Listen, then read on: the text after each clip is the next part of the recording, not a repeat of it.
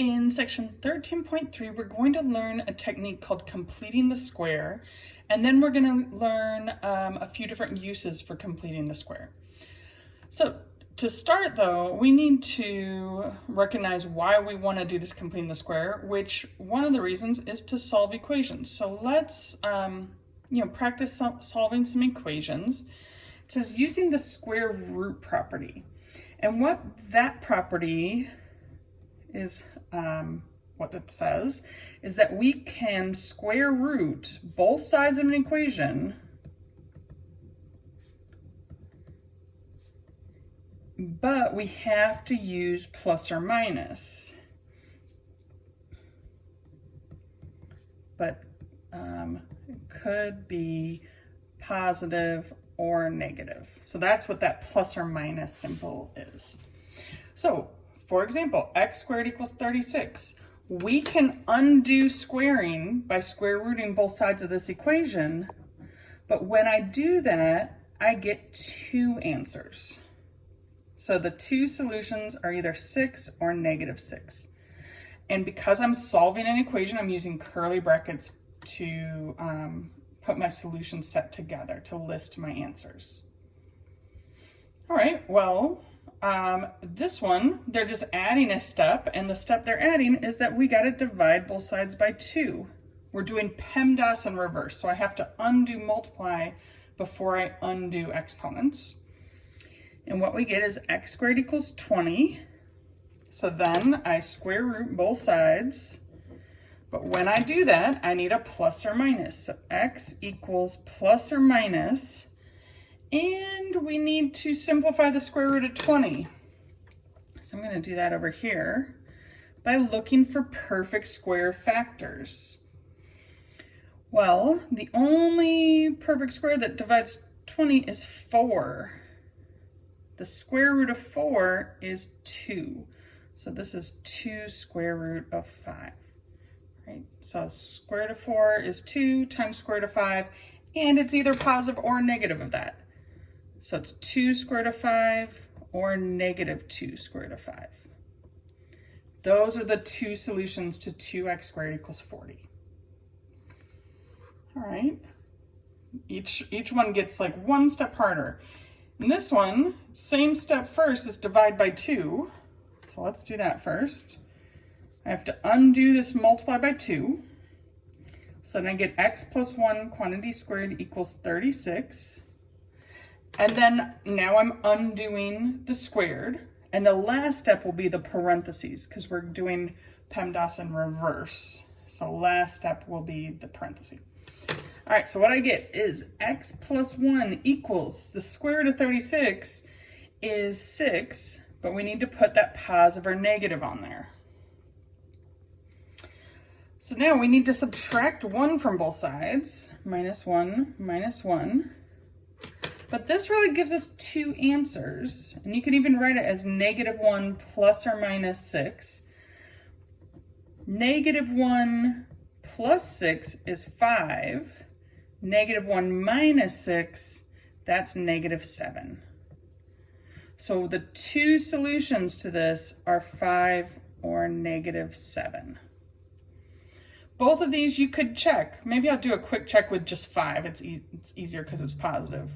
5 plus 1 is 6. 6 squared is 36. Times 2 is 72. All right, so checks don't even have to be something you write out. It could be something that you do somewhat in your head. When it's all nice whole numbers, it's a little easier. But 7 would do the same thing, except you'd get -6 squared is 36. That's why we need that positive and negative to undo squaring. Well, what makes part D different is that we can't like square root both sides at this point. Sometimes I see students trying to get x squared by itself and square rooting, but we can't do that when there's an x here. So what we're going to do instead, and this is new, like in Math 65, what we would do with this problem is probably quadratic formula, right? We'd subtract 5, quadratic formula. What we would have done earlier in this course is subtract 5 to get equal 0 and then try to factor. But in this one, what they want us to do is write this as something squared. So instead of getting equals 0, which was always our first step before, we're going to factor the left side before getting the equal 0. And this only works though because it's a perfect square. And maybe I should have, I don't know, I've already written it. So let's just factor x squared plus 6x plus 9. So we need two numbers that multiply to 9 and add to 6. Well, that's 3 and 3. So this would be x plus 3 times x plus 3. So that's x plus 3 quantity squared. If we can write it as something squared, then we can square root both sides of the equation. Now, if this were just a regular factoring where these two numbers didn't match, then we have to get equals 0 here. We can only square root both sides if it's a perfect square trinomial after we factor. All right, but it is a perfect square, so I square rooted both sides, and I get x plus 3 is positive or negative square root of 5. Okay, last step is I gotta subtract 3 from both sides. So that gives us x is negative 3 plus or minus the square root of 5. Square roots can't add or subtract with non-square roots. They're not like terms, so our answers are either negative 3 plus square root of 5 or negative 3 minus square root of 5. So this is not a problem we could have done through factoring, right? That even if we had subtracted 5 and gotten equals 0, we don't get square roots in factoring. So we could have done it with quadratic formula, and we're going to review quadratic formula in a separate video. But this idea of factoring it and it's a perfect square gives us a way to solve this without quadratic formula, and that's really what completing the square is useful for. So before we get into full completing the square, we need to think about, well, what numbers would give us perfect squares? So we have a bunch of perfect squares here, like x plus 1 squared, x plus 3. Oh, this is the one we just did in the previous one.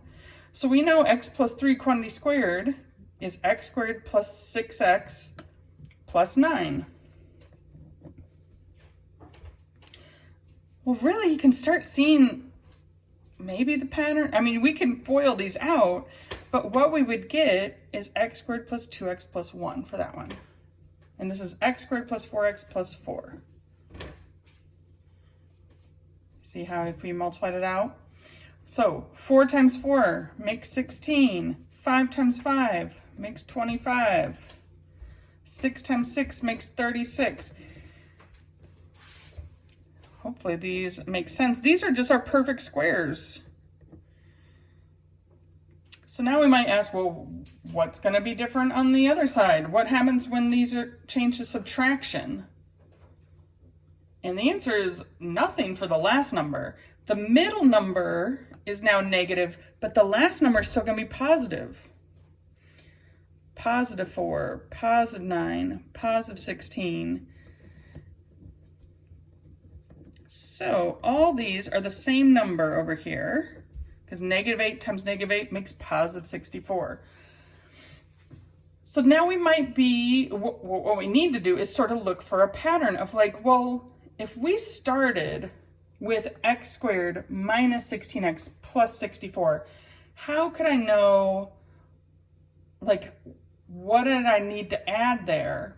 Or what's the pattern between the middle number and the last number? I think that's what I'm trying to get at.